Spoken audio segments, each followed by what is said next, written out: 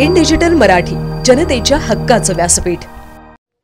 घाटकोपर येथील होर्डिंग दुर्घटनेनंतर देखील अंबरनाथमध्ये छत्रपती शिवाजी महाराज चौक स्टेशन परिसरात मोठमोठे होर्डिंग्स स्ट्रक्चर ऑडिट कधी होणार असा प्रश्न उपस्थित होत आहे।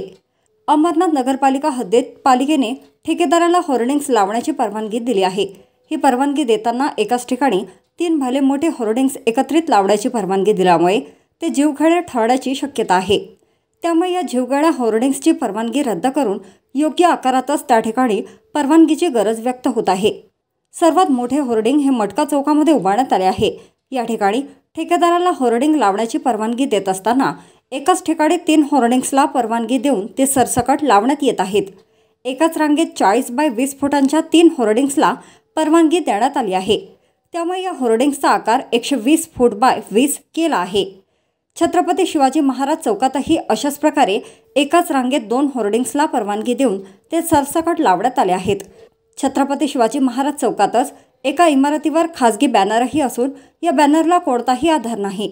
हा खासगी बॅनर कोणत्याही क्षणी कधीही पडू शकतो अशी परिस्थिती आहे।